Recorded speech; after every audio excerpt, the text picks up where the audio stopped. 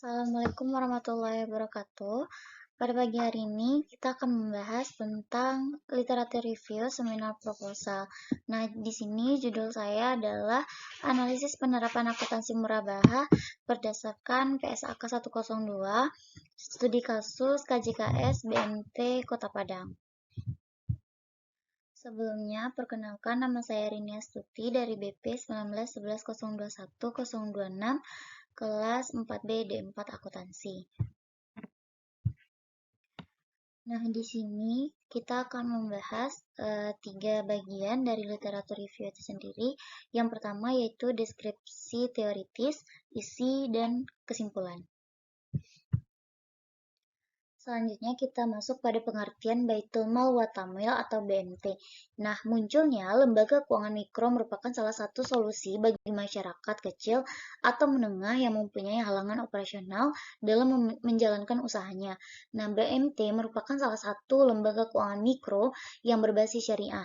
BMT itu singkatannya dari Badan Usaha Mandiri Terpadu yang menggunakan prinsip syariah pada kegiatan operasionalnya.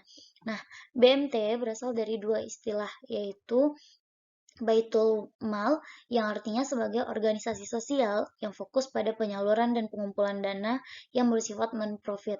Nah, contohnya adalah zakat, infak, dan sedekah. Sedangkan Baitul Tamwil artinya lembaga bisnis yang berfokus pada penghimpunan dan penyaluran serta dana komersial. Nah, arti dari Baitul Mal wa Tamwil itu sendiri yaitu instansi syariah informal yang didirikan sebagai badan penunjang aktivitas ekonomi masyarakat dan memajukan kuantitas ekonomi masyarakat yang memiliki usaha mikro atau kecil dengan menggunakan prinsip syariah. Nah, adapun ketentuan syariah transaksi murabahah itu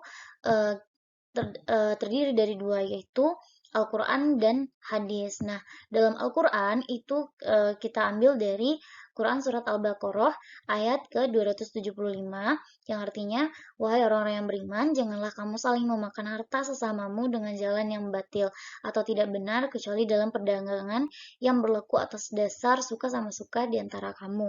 Nah, kemudian untuk hadis kita ambil dari hadis riwayat Ibnu Majah. Nah, materi selanjutnya adalah akad murabahah dalam PSAK 102 revisi 2013. Selanjutnya kita bahas tentang definisi dan karakteristik murabahah. Nah, murabahah merupakan akad jual beli barang dengan harga jual sebesar harga perolehan ditambah keuntungan yang telah disepakati serta penjualan harus mengungkapkan biaya perolehan barang tersebut kepada pembeli dengan memberikan potongan murabahah atau pengurangan kewajiban jika membeli lunas pembayaran, cicilan, tepat waktu atau melakukan pelunasan lebih cepat dari waktu yang ditentukan. Selanjutnya adalah pengakuan dan pengukuran, yaitu pada saat barang telah tersedia atau perolehan, aset murabahah diakui sebagai persediaan sebesar biaya perolehan. Pengukuran aset setelah akuisisi dapat dilihat dari jenis pesanannya. Selanjutnya adalah penyajian murabahah. Nah, yang pertama itu piutang murabahah dinyatakan sebesar nilai realisasi bersih. Yang kedua, margin murabahah tangguh disajikan sebagai pengurang piutang murabahah. Yang ketiga, beban murabahah tangguh disajikan sebagai pengurang utang murabahah. Selanjutnya adalah pengungkapan murabahah. Penjual mengungkapkan hal-hal yang berkaitan dengan transaksi murabahah, tetapi tidak terbatas pada harga perolehan aset murabahah. Mengungkapkan disyaratkan sesuai dengan PSAK 101, yaitu penyajian laporan keuangan. Selanjutnya kita bahas tentang penelitian sebelumnya. Nah, di sini kita akan membahas beberapa penelitian sebelumnya. Yang pertama adalah dari Sri Astika Agus Diwana Suwarni tahun 2018. Dalam judul penelitian adalah analisis penerapan akuntansi syariah berdasarkan PSAK 102 pada pembiayaan murabahah di PT Bank BNI Syariah Cabang Makassar. Nah, metode analisis yang digunakan dalam penelitian ini adalah analisis komparatif atau metode prosedur pemecahan masalah yang diselidiki dengan membandingkan PSAK 102 terhadap pembiayaan murabahah dengan perlakuan akuntansinya. Nah, hasil penelitiannya adalah menunjukkan bahwa penerapan akuntansi syariah berdasarkan PSAK 102 pada pembiayaan murabahah PT Bank BNI Syariah Cabang Makassar ini menjadi perbandingan bank yang menyediakan pembiayaan murabahah dengan pesanan. Bank hanya menerapkan pembayaran secara tangguh. Uang diakui sejumlah yang diterima dan diakui sebagai pengurangan piutang. Jika bank mendapat diskon dari pihak ketiga atau pemasok, maka mengurangi harga perolehan dan mencatat diskon yang didapat tidak dicatat secara terpisah. Jika akad murabahah tidak melebihi 1 tahun, maka keuntungan diakui pada saat penyerahan aset. Kemudian yang kedua yaitu dari Julius Daular tahun 2022. Dalam judul penelitiannya yaitu analisis penerapan akuntansi murabahah berdasarkan PSAK 102 pada Baitul Mal wa Tamwil Al-Ittihad Rumbai. Nah, tujuan penelitian ini adalah untuk mengetahui bagaimana BMT Al-Ittihad Rumbai dalam menerapkan perlakuan akuntansi murabahah dan pencatatan akuntansi murabahah apakah telah sesuai dengan PSAK 102 atau tidak. Nah, analisis data ini bersifat induktif atau kualitatif, dan hasil penelitiannya lebih menekankan makna. Nah, berdasarkan hasilnya, penelitian yang dilakukan pada BMT Al-Ittihad Rumbai, penerapan perlakuan akuntansi murabahah yang diterapkan BMT sepenuhnya sesuai dengan PSAK 102, di mana ketika terjadi penurunan aset murabahah, BMT Al-Ittihad Rumbai tidak mengakuinya sebagai beban dan mengurangi nilai aset. Diskon yang diperoleh dari supplier setelah akad dan tidak dijanjikan dalam akad murabahah, BMT tidak mengakuinya sebagai pendapatan operasional dan BMT juga tidak mengenakan denda terhadap nasabah yang lalai dalam melakukan kewajibannya. Yang ketiga adalah dari Joni Ahmad dan Mugni. Joni Ahmad Mugni tahun 2019 dalam judul penelitiannya adalah penerapan akuntansi syariah berdasarkan PSAK 102 pada pembiayaan murabahah di BMT Cikurubukan Tasikmalaya. Nah, ini hasilnya adalah pengakuan dan pengukuran hasil murabahah, piutang murabahah, dan keuntungan murabahah, potongan angsuran murabahah, dan denda sudah sesuai dengan PSAK 102. Nah, penyajiannya juga diterapkan oleh KSPPS BMT Al-Ittihad sudah sesuai dengan PSAK 102, yaitu piutang murabahah disajikan di neraca sebesar nilai bersih yang dapat direalisasikan. Keuntungan murabahah disajikan di laporan laba rugi dan keuntungan murabahah ditangguhkan disajikan di neraca. Akan tetapi dicatat dengan cadangan kerugian piutang. Nah, yang keempat adalah dari Dewi Agustia dalam judulnya implementasi akuntansi pada akad piutang murabahah di KSPPS BMT Amanah. Hasil penelitian ini adalah pengakuan dan pengukuran serta penyajian dan pengungkapan piutang murabahah belum sepenuhnya sesuai dengan PSAK 102 dan berdasarkan temuan penerapan serta perlakuan akuntansi yang telah sesuai PSAK 102 yaitu penentuan margin, penyediaan agunan, dan berlakunya denda jika terdapat kesepakatan yang dilanggar oleh nasabah. Selanjutnya, penelitian dari Mardiana dan Pungki tahun 2022 tentang analisis penerapan akuntansi syariah pada pembiayaan murabahah berdasarkan PSAK 102. Nah, studi kasusnya di sini adalah BMT Arta Buana Metro. Nah, di sini tujuan penelitiannya adalah untuk mengetahui pembiayaan murabahah di BMT tersebut. Kemudian hasilnya adalah kebijakan yang diberikan oleh BMT meningkatkan kehidupan ekonomi masyarakat, khususnya umat Islam di Indonesia, melalui pembiayaan modal usaha di tingkat mikro kecil dan menengah dengan menggunakan sistem syariah. Kegiatan dan sistem BMT Arta Buana juga telah sesuai dengan Al-Quran dan Hadis. dan peraturan koperasi syariah. Hal ini didukung dengan adanya pengawasan syariah yang menjadi pengawas di tengah kegiatan BMT. Arta Buana Metro juga melakukan pelayanan pembiayaan dan sistem bagi hasil dengan nasabah.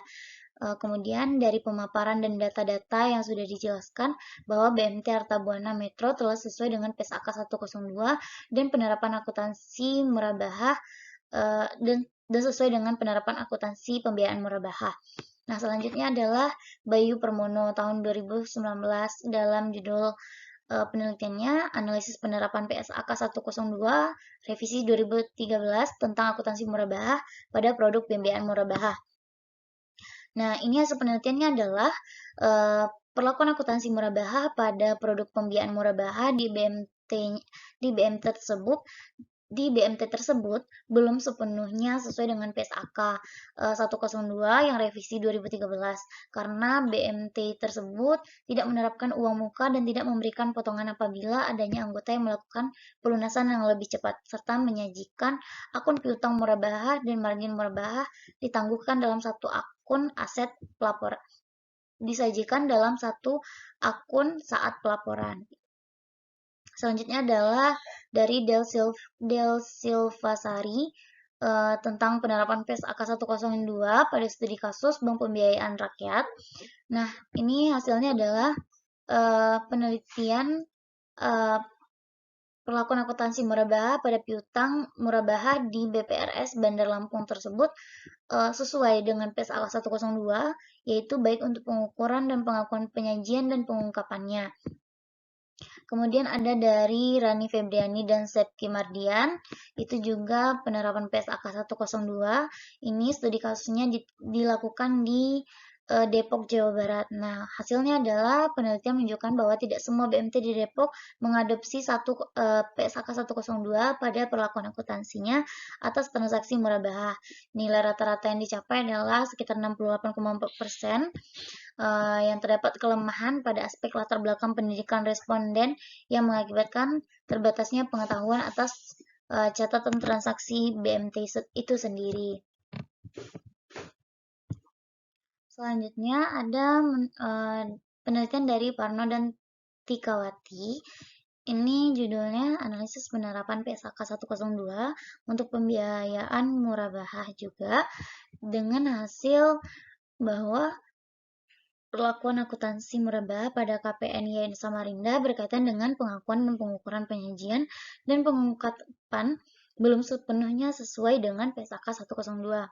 Nah, secara garis besarnya, perlakuan akuntansi yang dilakukan oleh KPN YN Samarinda telah sesuai dengan prinsip dan akuntansi yang diterima umum yaitu PSAK 102.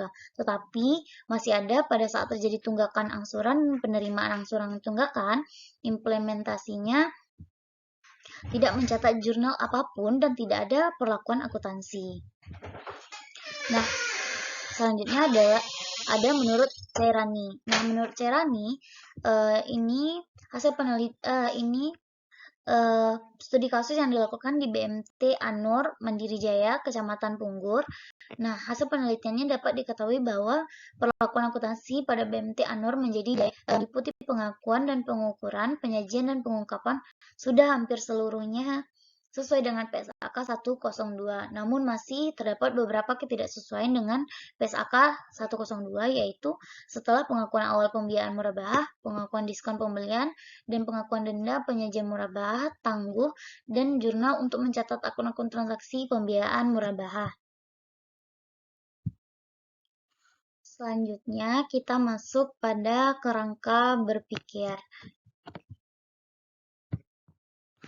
Nah, selanjutnya ini merupakan kerangka berpikir dari judul yang saya ambil. Nah, kerangka berpikir adalah cara untuk menjelaskan alur dari penelitian ini, di mana penelitian ini mengevaluasi tentang penerapan dan perlakuan akuntansi untuk pembiayaan murabahah berdasarkan pernyataan standar akuntansi atau PSAK 102 yang dilakukan di BMT Indarung. Nah, dalam hal ini penelitian membandingkan antara akuntansi murabahah yang dilakukan di BMT Indarung dengan sistem perlakuan akuntansi yang berdasarkan PSAK 102. Nah, perlakuan akuntansi murabahah pada BMT seharusnya sesuai dengan PSAK 102. Nah, ini merupakan alur dari penelitiannya, yaitu di sini adalah BMT Indarung, kemudian ada transaksi murabahah, kemudian ada akuntansi murabahah. Nah, akuntansi murabahah ini terdiri dari dua, yaitu perlakuan akuntansi sesuai dengan BMT Indarung dan perlakuan akuntansi sesuai dengan PSAK 102. Nah, kemudian dari kedua ini maka dilakukan analisis dan baru dapat ditarik kesimpulan dari kerangka berpikir ini. Baik, sekian dari penjelasan literatur review saya. Jika ada kesalahan, saya mohon maaf. Saya akhiri dengan wabillahi taufiq wal hidayah. Wassalamualaikum warahmatullahi wabarakatuh.